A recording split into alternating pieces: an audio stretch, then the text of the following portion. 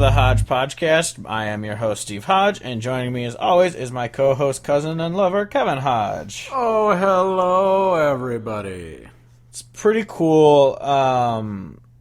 Pretty much, I guess starting now, but leading into it, we could say that we are now the official podcast of CountryHodgepodge.com. So Woo!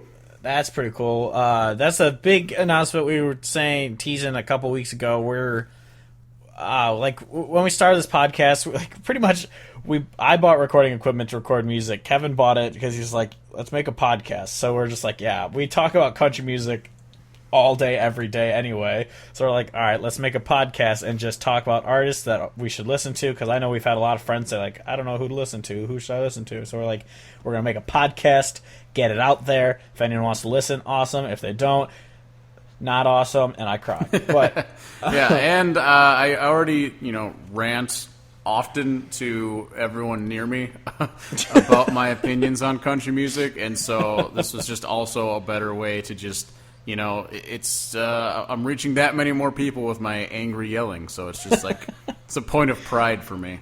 Yeah, so we never really meant for it to go past this, but our podcast has actually gotten a little more traction than we ever thought it would get. Like, surprisingly, our Brad Paisley episode just reached 100 streams, and that's our third newest one, I think. That is a landmark, getting the first episode to cross 100. That's huge. Yeah, that's awesome. So thank you everyone who's listening. Thank you all. We realize we're getting a lot more traction than we can, and then obviously with our podcast, when we list off songs that we think like, oh, this is what you should listen to, you can't. We don't know what the legal ramifications of putting songs in our podcast are, so we avoid doing it because I don't feel like getting like cease and desists and stuff. So we're like, well, if we get a site, we can embed videos that are already online, and we could do that kind of stuff. So we really just want to extend this into a blog to try and then there we can expand what we're talking about. We can go in depth. We can write all of our Sam Hunt hate articles and yeah, we won't beat around the bush of, we're not going to say we're like some legitimate news source ever. We really will be a blog. I know that's like a dirty word for people on the internet. They're like no, we're a legitimate news source. No, we're not. We're a blog where we like talking about maybe country one music. day, maybe one day we will be, but no, we're it's going to be, just like this podcast is going to be all our opinions on things, and trying to get some of these lesser known artists, a little bit more traction, because, we're all about people listening to good music, and, that's what our whole podcast is about. So we feel like the site will be a great way for us to reach that many more people, get the, fight the good fight, as I like to say, about listening to good country music, because it's out there. Yeah, and podcasts, honestly, even though we both listen to them a lot, or I listen to way more than you, but the podcast is such like a niche market that getting a website could get it so much broader. And then maybe if it brings listeners to the podcast, cool. If they stick to the website, then cool. And obviously, if you've listened to us talk, you realize that we're both idiots. So we kind of talked about like, our website's pretty much like, it'll be like Barstool Sports, which is just a bro site about sports. It'll be like other that. Nonsense. Yeah, it'll be that kind of meets Saving Country Music, because Saving Country Music is always about very traditional, keeping it like talking about artists that deserve to have their names out there. So we don't want, like, we won't be like CMT's website or whatever, where they're gonna be like, Kelsey Ballerini wore a pink dress today. It's like, we're not gonna be like, no, none of that. Like, we'll be a blog, but we don't want to be like a tabloid. We still want to talk about music that deserves to be talked about, and if it's important news in the mainstream, then whatever. But it'll mostly be us talking about the artists that we love, like we've been doing with this podcast, and I don't know, it's just a new venture that we're going to try. We finally took the dive, we put the money into it, and we're like, you know what, fuck it, let's try it out. So please visit our site once it goes live. It's not live yet. We still got some figuring to do to get it totally nailed to being perfect and being live. But we wanted to reveal it because we had mentioned all cryptic like that there's something coming, and that's it. Yeah, and and I'm using Squarespace, so if Squarespace ever wants to sponsor this podcast, I'm a fan. Yeah, so. No, the preliminary visuals on the website are fantastic. So yeah, Squarespace, if you're listening, and I know you're not, but if you want to, yeah, we would be totally down for that. Yeah, but yeah, so this episode is brought to you by Squarespace unofficially, so please don't sue us, Squarespace. So we're just really excited that we're kind of getting this going. Honestly, I don't know if Wes listens anymore. I doubt it, but honestly, Whiskey Riff actually was part inspiration for this, because we realized, like, even though if we don't agree with half the stuff they put on their site, they're still an inspiration for us being like, dude, let's get this blog going because it's such a good idea. And obviously, and then Saving Country Music and Farce the Music were also big inspirations for it and whatnot. And it's just, it's really, it's also a thing that we want to do, but yeah, it's really cool to try this, get this out. And you know what, if in a year when everything runs out and we have to renew everything and no one cares about us, then, well, just cancel it. But then, we had a fun year. Yeah. But, so we're really excited to get that going. Hopefully everyone likes it. We're going to try and, post stuff as much as we can, but obviously we're both, like we said, we've said this to each other off air. We would love to make this like a full-time thing. I'm not saying we need to be millionaires, but if we could live off doing this website, then that'd be the best thing ever. I would lose my mind if we could do that. Yeah, because even though neither of us are country stars or whatever, country music is a huge passion of ours, and we would love to, live in it and whatnot. And so yeah, that's what we're aiming to do. We're really excited. So hopefully everyone likes what we have to say or post or whatever. So, anywho's. Anything else to add to that, Kevin? No, I'm excited. Should be fun. But until it's up, I got nothing else.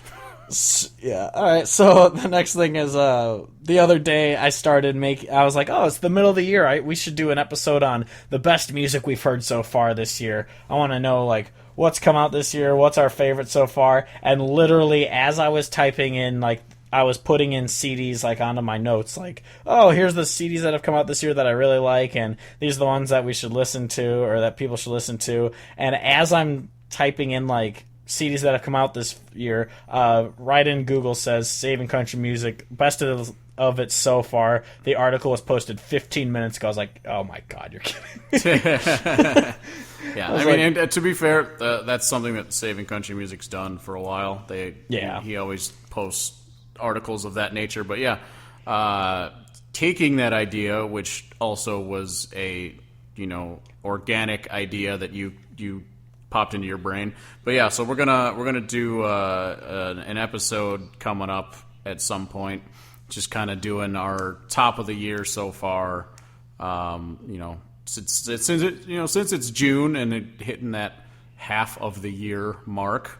We figured it'd be a good time to do it. So in the next couple weeks, we'll have an episode like that rolling out with it'll be lists like we got now about our top whatever that's come out so far. Probably both albums and songs, because there's some albums have like one great song, but the rest of it's not as great. So look for that to come out. Yeah, definitely. And then we'll probably do the same thing where we have like our own top 10s that we do, and then I'll post them on social media like I always do. And then I'm thinking with we can talk about this off air, but I'm thinking with our site where we do our lists like that, but that we kind of combine them and then kind of say like, well, these should be our top 10 if we both have 5 or something type thing. And we'll do that down the road. But because I'm really excited to have a site where we can embed videos in it and have actual have content. Yeah, so instead of it being just because I don't listen to it often, but there's this podcast out there where they review issue 1s of comic books every week, and it's cool, it's interesting to hear it, but at the same time it's just like, yeah, but I want to see the comic books they're talking about, not just hear them talking about each issue. So I understand where kind of the boredom or like intrigue kind of comes from of discussing things that aren't like able to be seen while you're listening to the podcast. So we're excited to get actual content out there. So oh yeah. And anyway, this kind of leads into our topic, but we'll kind of go into a little preamble to the topic. This weekend, we're seeing John Moreland, and we're so excited because yes.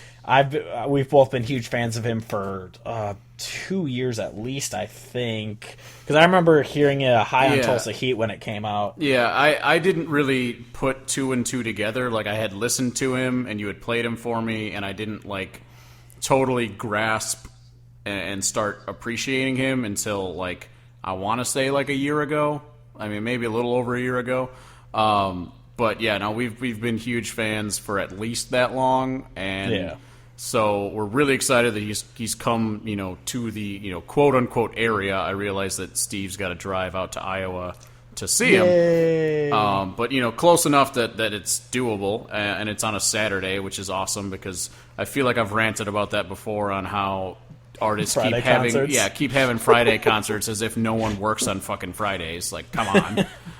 But since it's a Saturday, it's really awesome. But the thing that's awesome about this show too is it's at this venue that I have to imagine a lot of people who aren't from the eastern Iowa area would not know about. I think it's a pretty new venue as well, but it's called Codfish Hollow. It's out in Maquoketa, Iowa. Anyone who's familiar with Maquoketa, Iowa knows there's a state park out there that's pretty cool. It's got a bunch of caves. But this venue is in like an old barn that they like retrofitted and updated and put a stage in there. And apparently when you drive out there, you park out in a cow pasture, and then this dude that's owned the farm forever gives you a hay bale ride to the venue because the parking lot and the venue are like over a quarter mile apart, so you just got to take your hay ride on in. And that's awesome. You can camp out there for free. Like on the website they talk about how like they don't want people camping out the night before or the day after, but the night of, you can just find a space. Like there's fire pits and shit out there, and you can just camp, and it's just like a whole experience. We're not going to camp, I don't think, unless we just pass out in the field, which is possible. But we're going out to this venue, and I'm just really excited to go there. I've heard a lot of really good things about it. And then the fact that it's John Moreland, so it's just a win-win all over. So we're very excited. It's gonna be a great concert. We'll talk about it when we get into his songs and whatnot. But on Spotify, he has a live album. It's his Spotify sessions. It's like a 6-track or 8-track or something, kind of EP of him playing live at, I believe, South by Southwest. It's at a bungalow at South by. Yeah, and it's just an acoustic set, and it's amazing. So I'm hoping that a lot of his concert is an acoustic. I mean, obviously he'll have a band with him, but I'm hoping he does do an extended set of acoustic songs because John Moreland alone with a guitar is one of the greatest sounds. Yeah, and we've talked about that Spotify sessions before, but it's totally one of those where, like, I'm not a huge person who listens to live recordings of things because in my mind, like, the studio recording is what I want to listen to when I'm just listening to music, but I love live music and I like going to see it live. But the Spotify Sessions album, EP, whatever you want to call it, that he did at South by is just so good. I mean, none of the music's new. It's all stuff that he had released before, but him playing it, just him acoustic, it's, he's one of those artists that has a lot of painful songs, and you just feel that much more emotion when he's just playing it with his guitar and him. Yeah, and obviously most artists, like, there's some people who have the occasional good acoustic version of a song, but John Moreland is someone who I prefer him alone with a guitar playing his music. Like, seriously. His backing band's songs are always fine, but him alone with a guitar is like the greatest sound in the world. Yeah, it's so good, absolutely tremendous, and his songwriting's so good that it's almost better, to have it acoustic because you hear the words so much more clearly, and it just, you feel them that much more. And his songs are so well written. I think we mentioned at one point that when we did the Jason Isbell podcast that either Jason Isbell or John Moreland are like the best songwriters that we can think of, as far as writing sad songs and just songs in general. Oh yeah, most definitely. But yeah, so John Moreland, he was like born in Texas. He's moved around a bunch. I think he's in Oklahoma now. I think that's where he settled now. That sound right because of all of his mentions of Oklahoma and Tulsa. Yeah. So he's been around, but like before he became like this Americana country, not superstar because obviously he's not super well known, but he's like critically acclaimed across the board. If you've heard him, you're in love with his music. He was actually in like rock bands, and he it kind of shows in his first CD that's on Spotify. Yep. The what's it called? The song like 100 Lies or something is like a really jamming out song. Yeah, Earthbound 100 Pages Blues. of Lies. Yeah, the song 100 Pages of Lies is the one I'm thinking of, where it's definitely jamming out. Yeah. Unless I'm wrong and I'm thinking of the wrong song, and then someone's going to call me out on it. But whatever. Oh, yeah. Disclaimer, this podcast is about us introducing people to music that they may not have heard before, and we're not biographers and all this, so if we get facts wrong about the artist, we know. We don't know a lot about every artist that we do. Try to avoid facts.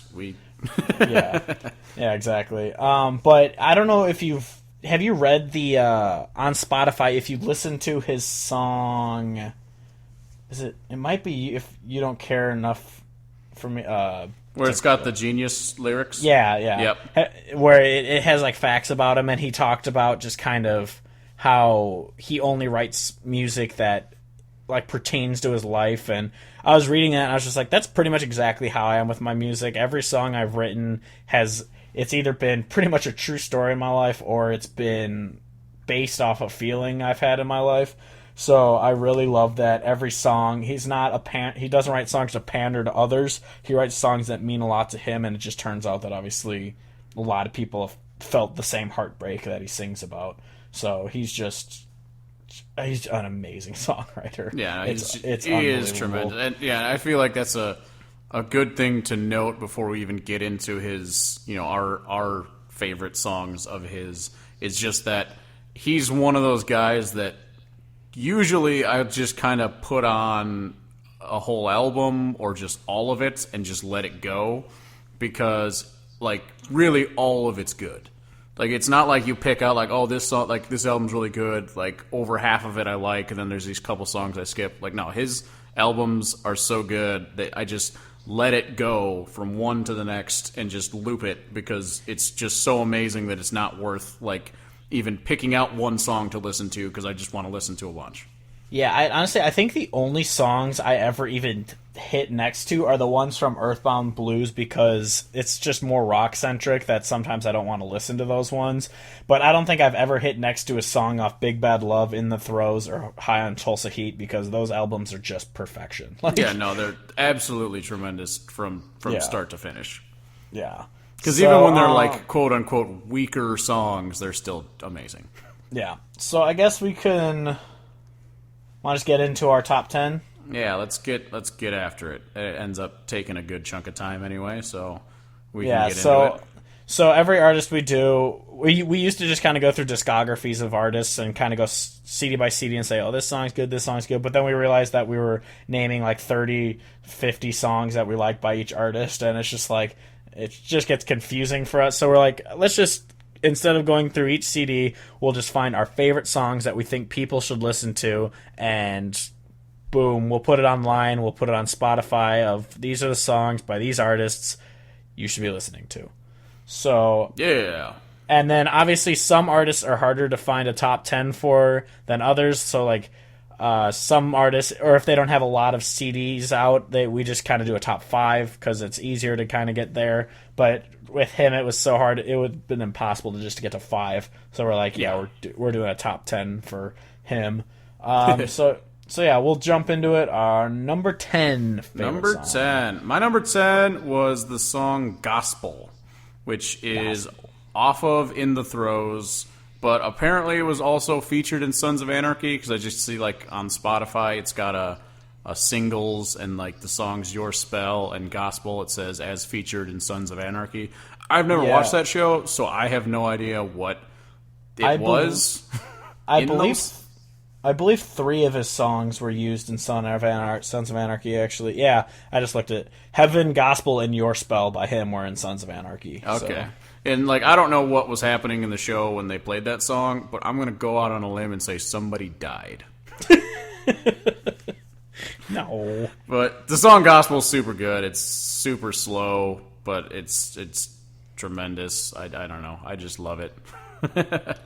Yeah, like, honestly, the thing is with so many of the songs that we listen to, or that if we list them off on this show, we can go so in depth into them and be like, well, this is what this song's about, but his lyrics are so, like... He's really good at writing songs that are difficult to figure out exactly what he's saying, except for the tone. The tone is always apparent.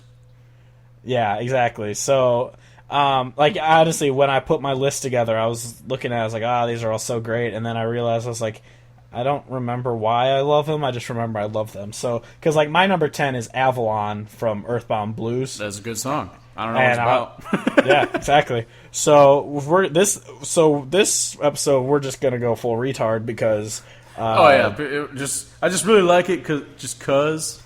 I know when we get into like the top 5, top 3, know I'll know those songs because those are songs I listen to over and over. But other ones are just like songs that I love. I'll throw on, but I don't because his song, like, if you listen to a song like "Mud on the Tires" or some mainstream radio hit, you're gonna know the lyrics because they don't beat around the bush with their lyrics. They're very straightforward. They're not like all mythical. I don't know. Yeah, I would say John Moreland's songs are very much a musical poetry. Yeah. Like, definitely. I feel like that's the best way to describe the feel and just the lyricism, like all of it. It just feels very much more like a poem because he's not just repeating a chorus that has like an obvious, like you said, mud on the tires. It's not like he's just saying, like, let's go take the truck out and get some mud on the tires, like, repeatedly. There's much more to it. Yeah. So, it's just impossible to discuss his music because it's so poetic, it's so good, it's so well written. He's like a wordsmith. He's a fucking master lyricist. It's unbelievable how well written his songs are. Yeah, I end up, a lot of these songs that I'll mention throughout here, it's a lot of times like they'll have one line that'll really stand out, or like one verse, or the chorus or whatever, like, just really stands out, and that'll be the reason why I just really like it. But I might not be able to talk too much more comparatively. Yeah, exactly. All right, number 9 then. Number 9. My number 9 is his song Cherokee. Oh, that one was like number 11 for me. It barely missed my top. I think it's, I don't know, it's just a really great song, and I feel like it's about, like, the whole looking for a savior kind of thing. But the line that I really like from it is, like, in the chorus he says Cherokee, and then he says, where you carve those doubts right out of me. And, like, it's like, that line was what stuck out to me as, like, this song's fantastic. I gotta keep this one. Yeah. That one is it's a tasty morsel. Exactly. My number 9. Do you have more? Nope. Good. Okay. My number 9 was High on Tulsa Heat.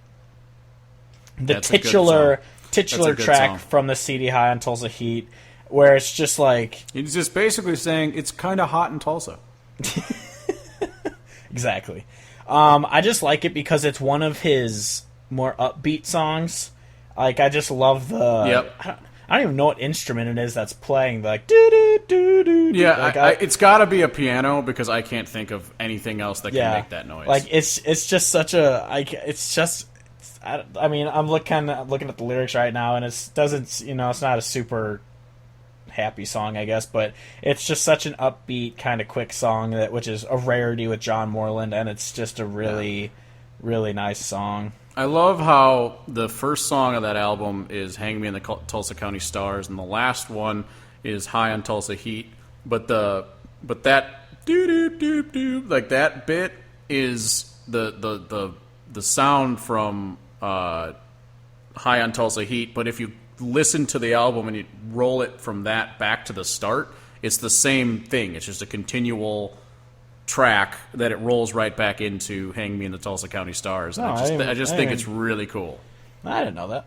Yeah, no, it's really neat. Yeah, next time you listen to "Hang Me in the Tulsa County Stars," you'll hear right at the beginning the doo doo doo doo doo. Nice. Yep, it's pretty neat. I like it. My number 8. Are we good to go to number 8? Yeah. Yes? Oh, yeah. Number 8 for me is the song "Slow Down Easy" from Big Bad Love. Big Bad Love. And it's... L-U-V. Yeah, love. I think it's one of those songs that I feel like he's got a lot of these songs about, like, he's talking to a lover, but they're like almost like a resentful relationship kind of thing. And there's just all these, there's just a lot of bad juju going on. And he just does a really great way of describing that pain. And then, like, the "slow down easy" is just kind of like, let's slow it down because the pain's too rough kind of gist going on. And it's just really well-written song, really heartfelt without being upbeat at all. Yeah, and if no one's gotten the gist of this episode yet so far, John Moreland's songs are incredibly sad. Yes, they're so sad. Like, it's honestly amazing because, like, and you'd think, like, I mean, I don't want to make it sound like all of it's such a bummer that you'll just be super depressed and no one will want to listen to them, because it's not like that. Like, it definitely has a depressing element to it because of how well written the songs are. But they're also just so good that even though they're depressing, like, you just connect with the emotion, and I just feel like that makes for such a better song. Well, and his voice is just, like, so hauntingly, like, sad, I guess you could describe it. Like, it's just, and like we said, it's like poetry. It's just so good. Yeah. My number, what are we on? 8? Yes. My number 8 is "Nobody Gives a Damn About Songs Anymore." That's a great song. Which is just kind of like, he's pretty much kind of saying, like, he's living in this world of, kind of like writing these songs, but no one gives a damn about them anymore. Like, pretty much, I don't know, like we said, like I've said many times before, I'm not good at catching meaning in songs, but I'm pretty sure it's kind of like why am I even writing these? Because no one really cares what they sound like anymore. It's not about the lyrics of songs anymore. Yeah, no, people don't care about songs trying to have a message anymore. They just want a hook and a beat, and they just want to be happy.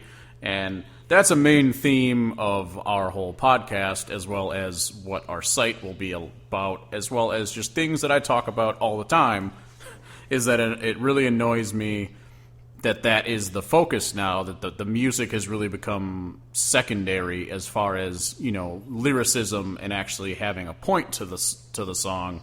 And that's where he's going with that whole song, and I think that's awesome. And it's like just yesterday on my Facebook when I posted that meme of, like, Florida Georgia Line learned how to dance from Nick Carter of the Backstreet Boys or whatever. Yeah. And they had the Jason Isbell quote of, "Their job is to sell out stadiums, my job is to create art." And someone comments on it like, well, how is their song any less art than Jason Isbell? And it's just like, you know what? So I described it as Florida Georgia Line is commercial art. It's not real art it's not real art from the heart. It's art to try and sell a product. And that is exactly what Florida Georgia Line's music is. Whereas Jason Isbell and John Moreland, their songs are just, they don't care if no one ever listens to their music. These are songs that mean a lot to them. Like the song, like, not to plug my own shit, but the songs I've written, no one has ever heard them except obviously you and other close friends who have listened to my music, but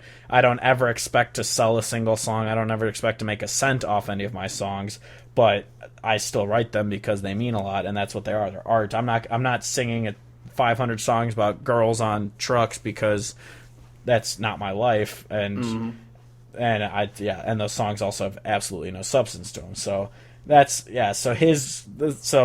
back to it, I love the line from his I love the line from Nobody Gives a Damn About Songs Anymore that just says, you said you're gonna get rich if it takes all night. Yep. I love it. Yeah, like he's another one who, like Sam Outlaw, his songs are so like sad, they're so kind of sad sounding, but there is a little humor in the lyrics that he's just such a good wordsmith that even though the songs are sad, there's still like a line in there that can make you laugh because they're just so kind of well written like that. Oh yeah. But yeah. Anyway, numero siete. Number 7. My number 7 is Heart's Too Heavy. Mine is 2. No way. Yeah. Did you look at my list? Yes. But how? No, I think this is a great song. It's another one of those, even after like reading the lyrics, I feel like it's kind of has an ambiguousness to it because throughout the song, I feel like he's talking about, like, he has a lot of songs from this perspective too, where it's kind of like he thinks he's a hard person to love kind of thing, and like the pain that is associated with that, as well as having loves that fail, and then like kind of having personal doubt and worth issues kind of put into the songs that is just like really deep. But like this song, I feel like it kind of floats between the like it's not gonna work, and then also like you're kind of saving me, and it gets kind of confusing. So I would just recommend everyone check it out and try to figure out what you think. Yeah, it's definitely like a because I know he has a lot of songs, even ones that I'll get to eventually. There's a lot of songs about he putting in the effort, but the girl's not. This is definitely one of the girls putting in the effort, but it's not that he's not; it's that he can't. Yeah, it's that it's not love, it's not working, and this girl's trying so hard for something that he's like, it's just gonna fail. I know it's gonna fail, so why are we doing this type song? Yep, for sure. Yep.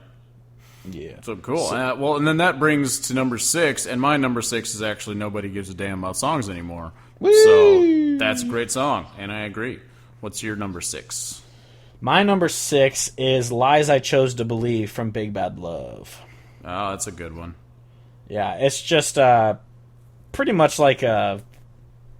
It's. I think. I mean, I could obviously can be interpreting it wrong, but it seems to be like a song about a relationship that's kind of fell apart, and it's just like their lies that he chose to believe, even though he knows that something is false. He's just like living in denial of this is like, I don't care that this is failing. I'm just gonna kind of go for it. It's kind of similar to the That's What's Working Right Now, Trent Tomlinson song. Just kind of sometimes you tell yourself lies and try to believe them, just because that's better than the alternative. Yeah. This one, it's not one. I was just listening to his music obviously all day today and these past few days, and this is a song that it was more of the sound of it that I just, when I heard this CD for the first time, this is a song I fell in love with. It wasn't, like I said, he's such a wordsmith that sometimes it's not the lyrics that get me into his songs, it's the sound of it, and this song is just really well performed. So it's one that I did for that. But yeah, once I listened to it more and more, I listened into the lyrics, and it was just another kind of failed relationship. And me and Kevin know a lot about failed relationships. Yeah. So. Fun stuff. Oh, yeah. So, number 5. Number 5. My number 5 is Hang Me in the Tulsa County Stars. Boo. That song's his worst one. No, this song's amazing. To be completely honest, I don't know what it's about. Like, I usually can figure it out. I can't figure this one out at all.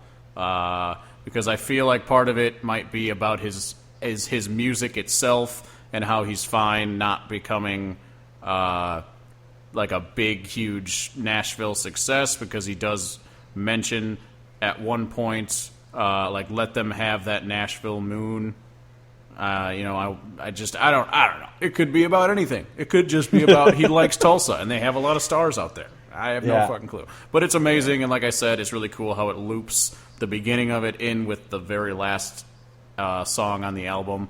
I just think it's really neat. And it's a great song, and I encourage people to check it out, and just please tell me what it's about. Yeah, honestly, this is an episode that we would love to have the hardcore John Moreland fans text us, be like, you guys are morons, you have no idea what you're talking about, because honestly, we're huge fans of his music, and we would love to learn about the music. But, yeah. So, that was your numero 5. Yep. My number 5 is God's Medicine from In the Throes. That is a good one. So the title is not like a lot of his songs. They don't have like these. They don't have really choruses. They just kind of have like a chorus line where he'll kind of say a line, but it'll go right into the next verse. And so the line or the word God's Medicine is just in one verse. It's not even like repeated throughout the song, which is kind of a cool thing that some songs do. Not even by John Moreland, just in general. Mm-hmm. And so it's like the line is "Sleep is God's medicine." And it's pretty much just a song of pretty much like, well, we're all going to die today. And then it just kind of goes into a failed relationship. And he's like, I don't know where it went wrong. It's like, what's the line? He goes, so life take all your terror, surrender to the truth. It's times like these where I forget why I quit loving you. So it's just like it's a song of things ain't going right and all that, and he goes, well, I don't really know why I stopped loving you. So it's another one of those that it's on his the acoustic Spotify sessions album, and just hearing him play it acoustic, it sounds amazing. It's such a good, and I love the line. It goes, my grandmother still gives me $10 on my birthday. Yeah. just another goofy dumb line that he has in his songs that but yeah. So that was my numero 5. Yeah. Number 4. My number 4 is Losing Sleep Tonight. And this is, like we've been saying, that there's, a lot of these songs from the perspective of failed loves. It just, and so like the line from it is, baby, are you losing sleep tonight like I am? And it's all about, that the feelings, and he's got a lot of words that, again, like, please tell me what you think all these other words are. Tell me what it means. Oh no, but seriously, I can tell, at least with this one, that crux of it, like losing sleep tonight, like, are you losing sleep like I am, like having that, having that ache and lack of sleep because of the heartache, are you in the same boat as I am? And it's just, I think it's a really neat song. Nice. So my number 4 is Break My Heart Sweetly. Ooh. From is it In the Throes? Yeah. And it's pretty much just a song of, like, I don't know if it's like a girlfriend or a wife or even just a girl he likes, but it's pretty much just like, until you just completely destroy me and break my heart, just kind of let me down easy type song. It's Break My Heart. So it's the so let me down easy, break my heart sweetly like you always do. I can't let you go till you wreck me completely. Break my heart sweetly. So it's just this the failed love again making an appearance. So it's pretty much just a song of he's like pretty much madly in love with this girl, and she's kind of leading him on. She's kind of breaking his heart, but he's not letting it go. So it's just like kind of a let me down easy song. And it's got the element of like they've been there before. Like this relationship's happened, and he's gotten his heart broken. He's come back, and like he knows it's doomed, but he knows like that it's better to have been a part of it and have that than not, and so that's why he's going to break my heart sweetly, because he's just like, it's still going to break my heart, but at least there was this. And I think that song is tremendous, and might be on my list later. Look out. Woo. Yeah, so anyway, number 3. My number 3 is You Don't Care Enough for Me to Cry. which is, again, I feel like, I don't have to keep saying the same thing over and over again because it's about, love that is failing, and just like the title of the song says it all. Like, you don't care enough for me to cry is a really powerful statement about, a relationship like ending and then like accusing someone of that, and just kind of like he's in this pit of despair and then he throws that line at him, and like I just think it's tremendous. Yeah, that one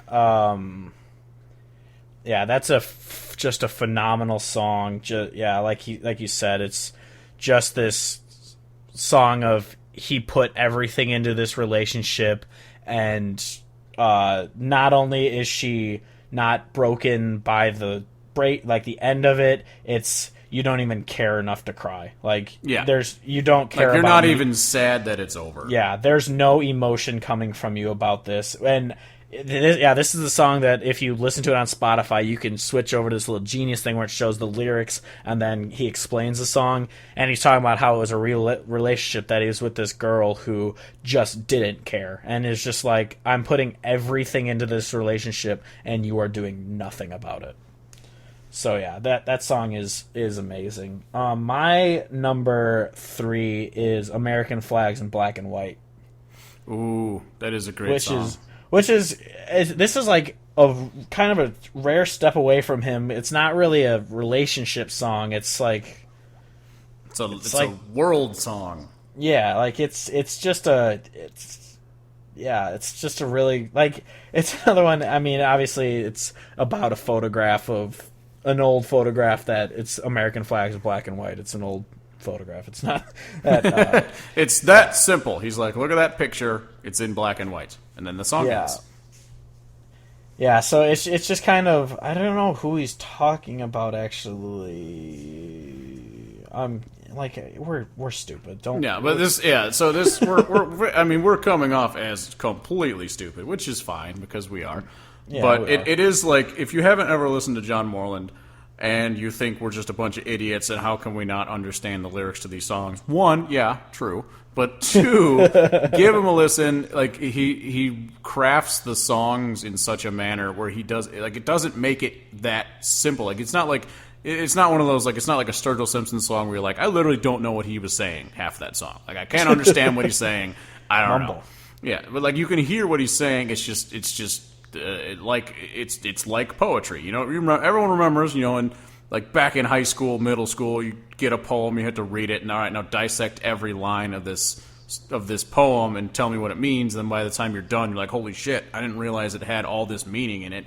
That's John Moreland's music. Like, all of the songs, you could break apart each of the stanzas and each of the choruses and get so many things out of it that, as a person like me and Steve, who mostly listen to his music in a large collection, just loop through all of it because of the tone and the feel that you get from it, we can't totally break these apart into knowing exactly what's being said at every part, but don't let that deter you from thinking that you shouldn't listen, because he is tremendous. And if you listen to the songs with the lyrics open and follow through, like, you'll get the feeling that he's conveying. Yeah, I'm looking at the lyrics right now, and it looks like it's kind of a song about, I mean, this is how I'm interpreting it. Then again, music is meant to be interpreted how you want, but it seems like it's a song about just someone living in the past. Just like, because it's like, I'd believe it. I would believe it. Because it's, I promise my belief, promise lots of things, but promise never brought your kind of message, because if you don't burn up, it'll blow away next spring. You won't be combing through the wreckage, and the things that made you feel so safe are only on a screen these days, and there's a loser in every fight. So your favorite version of the past you found in a photograph, American Flags in Black and White. So it seems like it's kind of you're kind of denying the future, you're like living in the past, and he's using it as an example of, you're not living in a computer screen, you're living in these black and white photos type thing. So Interesting. that's kind of how I see it. I mean, I could be 100% wrong. I probably am. I feel like of all the wrong. episodes we've done, this is the one we've opened ourselves up the most for Oh, people yeah. yelling at us for being wrong. So please, But then again, if we're super stupid, please this let is me know. This is just music we've wanted to get out there. Yeah, we're huge fans of his music. We listen to it a lot. It's just his songs are so hard to interpret. Like they're so. Yeah, they're just because so good. you do got to look up the lyrics and read them, unless you're just like a really, really smart person who can hear it for the first time. Like, oh, I know exactly what he's saying. But yeah, like his music's so good, and like you said, we've wanted to make this one for a really long time because we want people to listen to him because we are such huge fans. But yeah, no, he just has a very poetic nature to his songs, so it makes it that much harder to pull every bit that he puts into his songs. It was really good. Number 2, is that what we're on? Yes. My number 2 is Break My Heart Sweetly, which we did mention, and it's tremendous, and I love it, and I feel like I haven't been totally tracking, but I feel like our top several are all kind of, they're close, relatively, because we just his music's just tremendous. But yeah, no, Break My Heart Sweetly, again, tremendous, tremendous song. I love it. It's my number 2 because there's only one other song that I can think of that I listen to more than this song. Yeah. My number 2 is 3:59 a.m. You didn't. Which is just like a song of... This one, I looked up the lyrics and I stared at it for a long time. This is my number 1. I'm going to jump you slightly and say that that's what it is. This is my number 1. This is the one song that I would say I'd listen to more than any of his other songs. It has taken me forever to try to figure out what he is talking about in this song, but I think I might have it. The song, I think, is all about... Because like at the very end, it culminates with that line, or the lines, my pockets are empty, I don't own a thing, but I'd take a diamond from the sky and put it in your ring. I think that's what the song's about. I think the whole song is about all these feelings that he has about asking this girl to marry him and him feeling like he doesn't deserve her and like having guilt about that. Like he thinks, like, because he's got the line, I've got the guiltiest conscience, listening for a savior on a Saturday night, I've got my ear to the ground, you've got Easter Sunday in your eyes. Like, I feel like this whole song is about this girl that he has that he doesn't really feel like he deserves, like in a bad way to himself, but he's like really happy and just, I don't know. That's what I've gotten out of it. I've read through the lyrics a bunch of times and I listen to the song all the time. But I think that's what it's about. However, the song the lines from it that stick out the most to me is just the parts where he says, I've been staying up all night, I don't give a damn to sleep anymore. Like, I don't know. I feel like it's a really powerful song for anyone who's had any sort of like depression that manifests itself in the inability to sleep or have like insomnia or anything like that. I think it's like that part speaks to me. Yeah. Like, I love, like, the line, you said, give me one good reason, now give me 20 more. Like, it's just kind of like this, it's just this self-doubt type thing, and I apologize 1,000 times for holding up the show. Like, it's just these lyrics that are just like, I'm fucking up, but hey, anyway. Exactly, and so, like, I think that's where it's going, but I could also, again, be totally wrong. But this is one song that I've tried to figure out for a very long time. But is again very difficult. And maybe he writes them to have this kind of ambiguous sense of relatability where he has a direction that he wants it to go, but he writes it in a way that is relatable but doesn't have a totally straightforward, this is exactly where it needs to go. Yeah, and this is another one on that Spotify Sessions CD where he's just alone on stage playing the song, and it's so good. It's so good. Yeah, song, it was actually tough between choosing this as my number 2 or 1 and my number 1, which is You Don't Care For Me Enough to Cry. That's my number 1. That's tremendous. Yeah, so as we already discussed. So sad. And it's because that is one. I mean, I've loved this song ever since I first heard it like a year or two ago, but even just like when I was listening through his music today, getting ready for this podcast, that one came on, and I heard it, and it instantly just brought me back to this recent event in my life, which is over. It's fine. It's whatever. But hearing that and just because I mean, get over it, Steve. The Blackhawks lost in the first round. I know, but not to make it like a public thing. But she's been so fucking cold about everything since it ended, and I was just like, that's where I feel she. I mean, I'm sure she's obviously just putting on a tough face for it, but that's like how I felt about it. I was like, you just really don't care anymore. Like, which is the way that he has that song written, and that line is such a powerful line, that you don't care enough for me to cry. Like that is a painful thing to say. Like it is. To know that like you're in hell of what's happening right now, and they're just like, whatever, I'm good.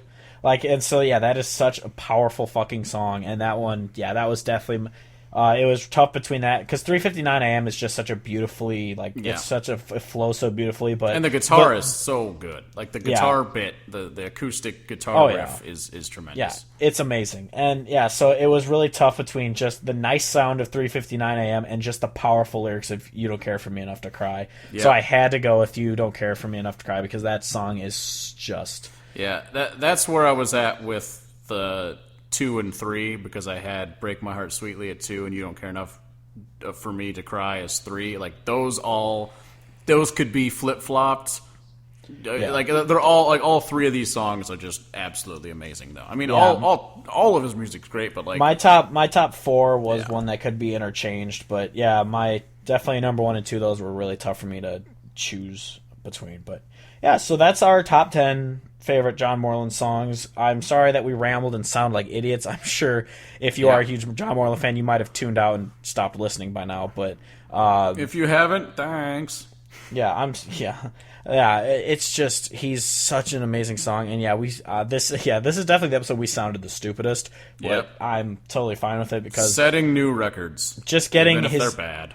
Because just getting his name out there, that's all we want to do, because he's the most underrated and underappreciated artist out there, because he's so critically acclaimed by those who listen to him. Like Jason Isbell and Sturgill Simpson, they get their names out there mainstream. Now they aren't getting the radio play they deserve, but they are known to people. But John Moreland is just, he's like come so under the radar. Oh yeah, so like I mean, granted, this is on Spotify, which the format being not necessarily the top number of streams being listed, but like You Don't Care Enough for Me to Cry is the top song on Spotify. It's the one from the Spotify sessions, and so that one's got 1.5 million streams, which is not a lot at all, especially for him, and how good we think he is, and how many people who are critics and people in the know of country who do know him. Like, that's not a lot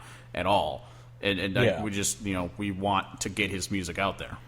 I don't know if you ever saw this, but because I know you don't have Instagram. I mean, obviously I'm the one who controls our podcast one, Instajam, but it was posted on different websites and stuff, but Miranda Lambert's a huge John Moreland fan. Like, she went to one of his concerts and posed with him after it, which is fucking awesome. That's cool. So yeah, you like See Almost Naked? That's cool. That's cool. I like See Almost Naked. I want that to be a shirt. That's definitely got to be copyrighted or something. Yeah, probably.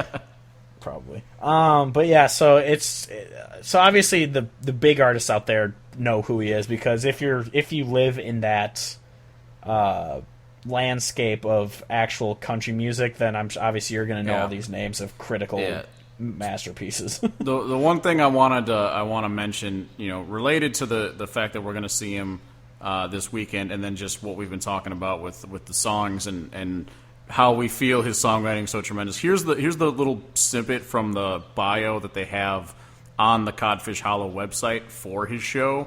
It leads off with this: "Some days being John Moreland has to hurt. As others bury experiences and stifle regrets, Moreland pokes old wounds until you're sure that they've got to be bleeding again. It's painful." Like, that is a perfect start to a bio about his songs because they're like he definitely seems like a guy that just he puts all of his feelings into these songs because you can feel it. Yeah, it's just unbelievable. I'm glad we're doing this episode, even if we do sound like two morons. But we kind of did away with the country not country sellout thing because it's just kind of stupid and pointless. But there's no doubt he's legitimately one of the greatest. Even though he calls himself Americana, he's in the subgenre of country Americana. But he is one of, if not the best songwriter out there today. Yeah. I agree completely. Yeah, it's just do yourself a favor and listen to him. If you're listening to us as just a fan of the podcast who just wants to hear, listen to him. If you're listening to him as a John Moreland fan, you obviously know he's amazing. We don't have to tell you that. Just keep spreading his name. Get his name out there. He deserves so much more than he has. I'm not saying his career is like a failure or anything, but he deserves the spotlight more than he has. Yep. Like he was on Colbert a little bit ago, actually performing one of his songs, and oh damn, it was crazy. I remember because he was on it and he performed. He was advertising. I think it was still in the throes because it was a little while back. It was before Big Bad Love was out, but he sang a song from High on Tulsa Heat because he was like High on Tulsa Heat came out after In the Throes. Or then it was the other way around. He performed. Shit, Steve. He performed. He performed. Yeah, what the hell did he perform? Oh, he performed "Break My Heart Sweetly." I'm pretty sure. And then he was promoting "High on Tulsa Heat." Oh, nice. Yeah. But yes. So listen. Yeah. To so him. John Moreland, listen to him, please. Yes. So anyway, moving on to albums coming out this week. You got Jason Isbell's Nashville Sound. Yes! So that's one definitely to look forward to, obviously. And it's cool because he said this one's going to be a little more rock-centric than his last two CDs, which were very country, slow, Americana. This one's going to be a little more upbeat and rock sounding. Which is good because that really means that he's just kind of become happier. Yeah, because Southeastern was such a sad song or sad album. Well, because that was of where he was in his life. That was just after Rehab, I believe, and then. We're gonna get the same person who wrote in last time. Oh God, no! Please, Jason Isbell, superfan, leave us alone. But yeah, I mean that makes sense because he just had his kid. He just had a kid. He's happily married and stuff. So. Well, because I'm pretty sure he said it was like harder to write sad songs because his life's going well. Same with John Moreland with Big Bad Love, that it was harder to write these sad songs because their lives were going well. Well, but, good for them. Yeah, so that's one to look forward to. Next is John Wolfe, Any Night in Texas. Solid. I am a fan of John Wolfe. He's got a lot of songs that I'm a pretty big fan of. My favorite by him is, I Don't Dance, I believe it's called. I think that's what it's called. My favorite by him is I'll Take My Chances. It's just one of those classic, trying to pick up a girl, but, saying that it shouldn't work out because I'm a country. It's kind of got that stupidness where I'm a country boy and you're not, and you're... But... I really like that song a lot. Yeah, it's I Don't Dance. It's about like a girl talking to him at a bar, and he goes, "No, I don't dance because that's going to lead to us going back to my apartment or my house, and we're going to get it on. And in the morning, you're going to be in love, but I'm going to be gone." Type thing. It's that's why I don't dance because I don't want to lead you on. I don't dance because I plow way too much. Yeah. Next is Eli Young Band's Fingerprints. I haven't listened to them in quite a while. So I'll check it out. I'll check it out because I do like their music, so I'll see how it goes. Worth a listen, I'm sure. Because I don't know where they are in their career. I don't know if they're Nashville sellouts or if they still do their own stuff. So I don't know what their deal is. So nobody knows. We'll check it out. And then lastly, but not leastly, is Steve Earle and the Dukes. So You Want to Be an Outlaw, which I know is a reference to Waylon. So I'm excited for that. To see what Steve Earle has to do. Yeah. Yeah, so that's the last one. Those are the four that I was definitely looking forward to for this week. So I'll definitely review those and then maybe a couple more. Yay! Next week. But last week's CDs that came, that came out are from June 9th. First one, Lady Antebellum's Heartbreak. Yeah. Just don't. Yeah, no, I listened to almost all of it because there was a couple that I just flipped through because I was just like, nope, screw it, nope. Yeah, I hit next a lot, but the songs off of it that I don't mind. Why are you paused? No, I'm getting a phone call and it's going to my iPad. Oh, I don't know if you were frozen or not. But the songs, the best song, which is funny because it's the one that they didn't write off the CD, is a song called "Hurt." It was just not. It's a terrible. cover of Johnny Cash. No, thank God. Which is a cover of Nine Inch Nails. Yeah. No, it was one that I listened to all the way through. I didn't save it, but it was like, it's not bad. And then their other song, Big Love in a Small Town, which is not a cover of Aaron Watson's song either. That's another one that's just all right. Those are the two songs that, like, because they're not like, obviously, the songs I liked from, like, Rascal Flatts, you don't like because you just hate the sound of their voice and everything. Like, you just hate the sound of Rascal Flatts. Yeah, but, and a lot of the stuff that they sing about. Well, yeah, but the singers from Lady Antebellum are actually good singers. Yes, they are. So when their songs are, they're like, there's, what was that? It's a 1:45 and I Need You Now. Yeah, that one, like, that's not a terrible song because they're pretty good at singing in it. So, like, yeah, no, when I was listening to it, what I was thinking was like, although I did not like it, it's still like it was in the category of, for the most part, the newer music that's like, it's shitty, but it's not like doing damage the way that, like, Sam Hunt is just absolutely destroying music. Yeah, exactly. Like it's not as egregious. Like, Lady Antebellum is just like, it's just not my thing, and it's way too poppy, but it's not like so much so that it's really aggravating. Although there is the one song, like You Look Good or whatever the hell, that has like a lot of shit going on. That song probably is honestly it has an extremely recognizable. I don't even know if it's like horns or whatever the hell. And like, honestly, when that song started, I was like, this song could actually end up being a song that I would enjoy if it was just released as a straight up pop or whatever song, and then they didn't have such stupid words. Like, if they did it differently, like, that might actually be a song that's enjoyable, but since they packaged it as a country song and gave it stupid lyrics, I'm like, no, this is absolute trash. I got you. Yeah, so like the two songs, "Hurt" and "Big Love in a Small Town," they were all right. They're like, yeah, Lady Antebellum's not my thing. Their first two CDs I do remember enjoying when they came out, even though I went back to listen to them a little bit ago and they didn't really hold up to me.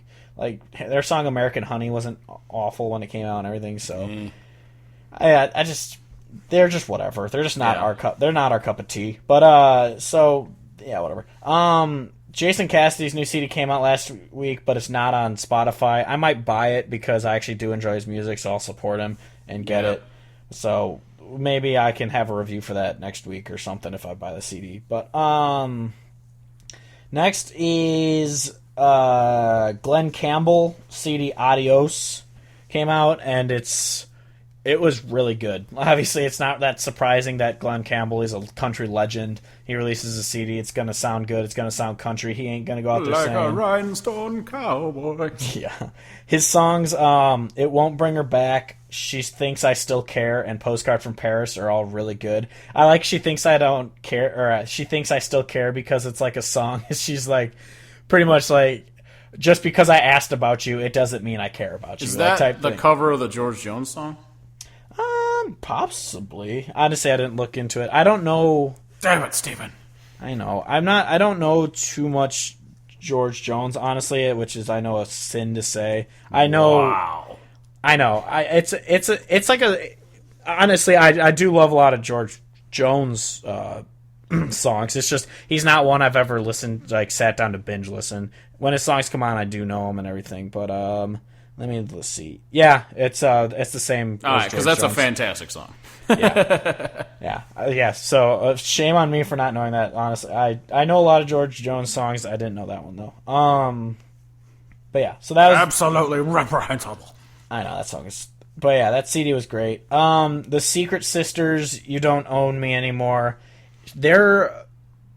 a very specific sound. I don't even know how to describe them. Like they're very folky, but they are insanely good singers. Like they're really talented. It's not a CD I will definitely it's not one I'll go back to a lot because it's not my kind of sound. But their song Mississippi is really good. But yeah, it's two girls and they're amazing. Their voices are great. So it's a Nice. good it's a good CD. It's just not it's not one I'm gonna go out of my way to listen to a lot, but it's definitely worth a listen. God. Chris Jansen, the Fix a Drink EP. This was so bad. For a guy who talks about his sobriety, he released an EP about getting wasted. So it's a dumpster fire. Yeah, I don't even remember what the song was, but it was like it literally started out with something hop up onto my into the bed of my truck or something. Like it was the most like the stupidest use of the most pandering nonsense words. Just like right off the bat, I'm like, oh my god. And it was just, but that's kind of how the entire EP felt. So it could have been all of them. I don't know. It was and it's such a shame because his CD that he had, however many years ago, a year or two ago when it came out, CD? It had the song "Holding Her" and what's the other one? Damn from it! Yeah, no, I was gonna say I can't remember what the old. Yeah, there's "Holding Her" and there's one other song off it that are just amazing. I can buy you a boat. Buy me a. Definitely not that one. Buy me a pontoon. Yeah, but that CD has a couple good songs, but this EP was just garbage. But then again, like I said, it was just like Dierks Bentley had this EP come out a little bit ago. I can't remember what it's called, but yeah, Dierks Bentley had this EP come out like I don't know, probably 4 or 5 years ago or something like that, where it was like it was called Country and Cold Cans. It was an EP and it was literally all just drinking songs. It was Country and Cold Cans, Grab a Beer, Back Porch, Summer on Fire, and then he had an edit of Tip It On Back. So it was just a crappy drinking song EP, and that's exactly what this Chris Jansen one is. But Chris Jansen is sober. It's the same with Brantley Gilbert. He sings about getting wasted all the time. It's like, you guys are sober. Sing about that. Like Jason Isbell's, because then you can't pander. Yeah, Jason Isbell's sobriety songs are amazing.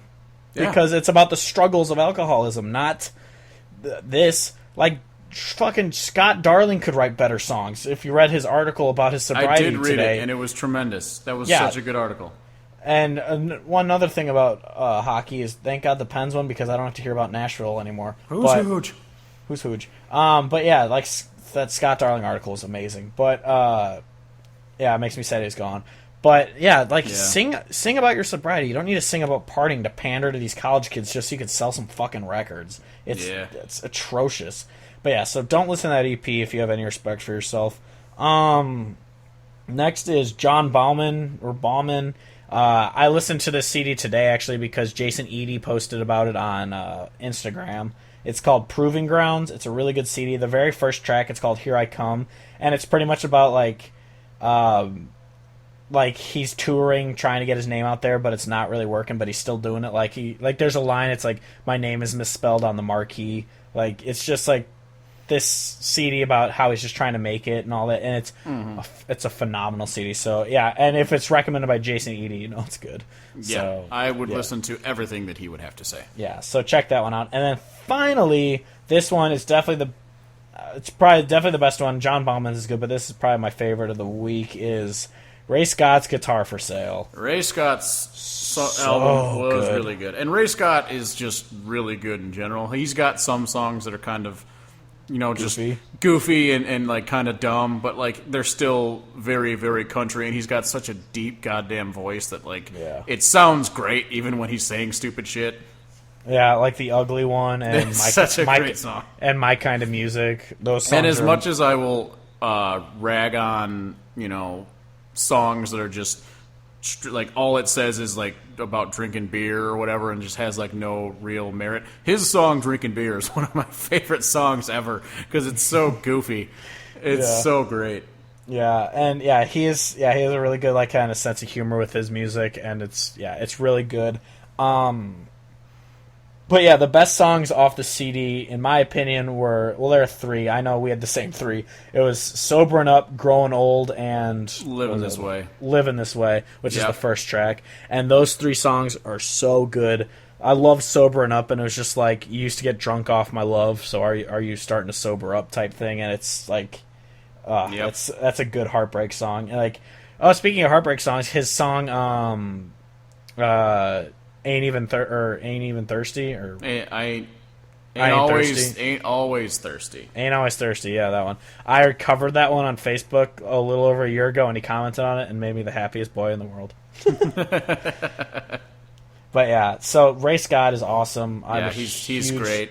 Huge fan of him. He had that one Spotify EP that was all covers, but it was like the Roots session or whatever. I loved that album because it was all covers, but he had the songs. I want to say it was "Fire on the Mountain" by Marshall Tucker Band. Roots Session Volume 1. Starts with, it's got Ghost Riders in the Sky, as well as so Ghost Riders in the Sky, not Fire on the Mountain. That's what I was thinking. Always on My Mind, and he's also got Live Forever, which is the Billy Joe Shaver. Yeah, so like it's the whole. It's only 1, 2, 3, 4. It's only 6 songs, but it's tremendous. Like I love that, even though it's all covers. I'll have to check that one out. That's awesome.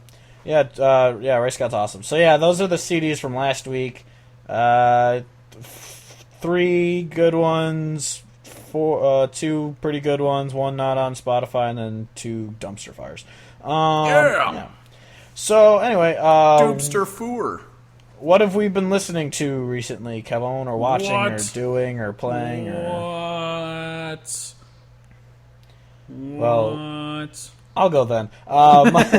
Today was a Waylon Jennings type day, and I was binging Waylon Jennings, and obviously, as anyone who knows me knows, I have a Waylon Jennings tattoo, and I love his music. It's some of the biggest inspiration for the music I write, and so today I just decided to throw his music on, and I was jamming to that all day. Nice. Actually, I was listening to the Wheeler Walker Jr. album a lot. Fucking around. It's so funny. Fucking around, Puss in Boots, fuck you, bitch. Like, those songs are just great. I don't care what you say. They can get old for you, but they still crack me up. And they're just he's still country. Like, you can't take that away from him. Oh no, I never take that away. Like I said, he's really good at songwriting. It just gets old fast because I can only hear so many songs. Yeah. I'll be honest. Like there are like only the select group that I re-listen to, but the ones that I have been re-listening to, I've just been re-listening to a lot. Yeah. Yeah, and the other thing I was watching obviously is E3, but we don't need to get into that. Oh God.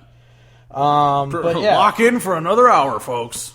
I could do 3 podcasts on E3, do one about each freaking conference. But yeah, so anyway, that's it for this week. So you can find us on Facebook, Twitter, and Instagram at the Hodgecast. SoundCloud.com/thehodgecast if you want to listen to us there, or else get us on iTunes. Rate us. If you do listen to it on iTunes, rate us. I'm the only one who's rated us, even though I say I'm not the one who reviewed it.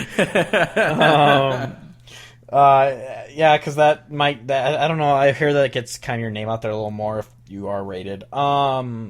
If you want to email us, you can email us at thehodgecast@gmail.com. The Spotify playlist where we add all the songs, which I still need. Oh, wait, no, I did add the same all. Never mind. The Hodge Podgecast picks, or just Hodge Podgecast picks on Spotify. If you want to get our stupid shirts, my stupid closing line, or Is This Eric Church, get them at tpublic.com/user/Clifftron. Have you showed your dad that shirt yet? Because he needs to get it. No, I haven't showed him yet, but I will. Yeah, because he needs that shirt. If you want to find me on Facebook or Twitter, it's Steve Hodge Music. If you want to find Kevin on Twitter, it's at Charge First, spelled how it sounds. If you want to go to countryhodgepodge.com, it's just a cover page right now. It says coming soon, but that'll be the website.